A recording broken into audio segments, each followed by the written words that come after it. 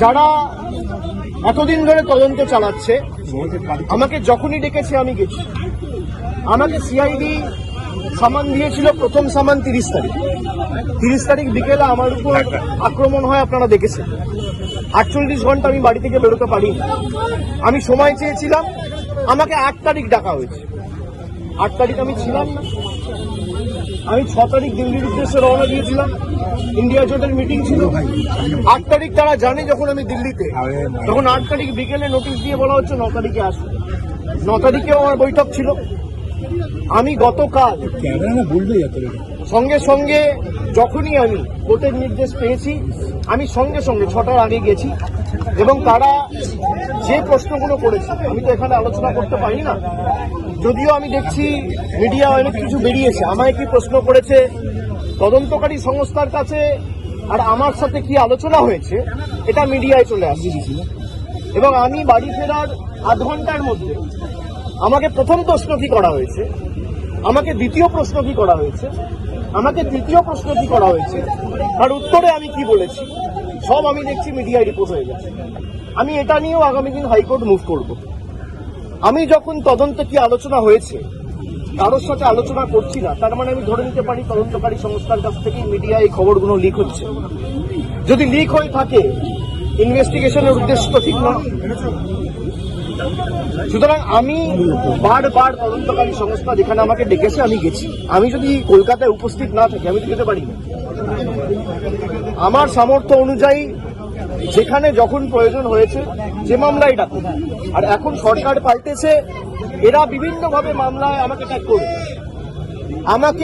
আমি শুনেছি যে মামলায় আজকে আমাকে নোটিশ দিতে এসছে, আমি বলেছি 4 তারিখের পর ডিজে বাজে।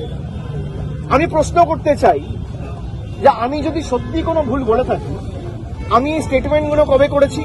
নির্বাচন চলাকালীন। নির্বাচন যখন চলছে, ল এন্ড অর্ডার, আইন শৃঙ্খলা কার আন্ডারে? ইলেকশন কমিশনের আন্ডারে। মমতা বন্দ্যোপাধ্যায়ের আন্ডারে তো ছিল না।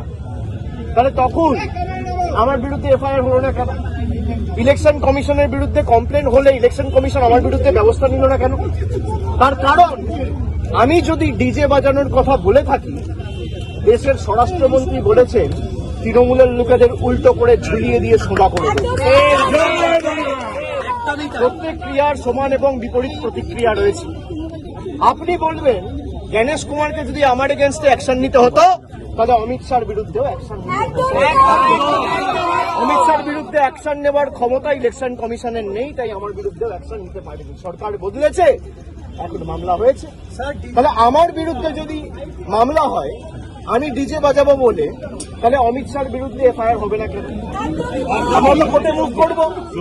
তদন্তকারী সংস্থার কাছে রাজ্যের মুখ্যমন্ত্রী যদি এই কেস, আমি বাংলা থেকে বহিরাগতদের আক্রমণ করেছি বলে আমার ভাষণে এই তদন্তভার সিআইডিকে দেওয়া হয়, তাহলে যে বহিরাগতরা এসে বাঙালিকে আক্রমণ করেছে, সেই মামলার দায়ভার কেন সিআইডি বা সিবিআই কে দেওয়া হবে না? এই প্রশ্ন তো উঠবেই।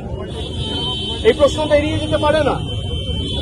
আপনারা এসব চাপের রাজনীতি, দল ভাঙানো আমরা অনেকদিন ধরে দেখছি।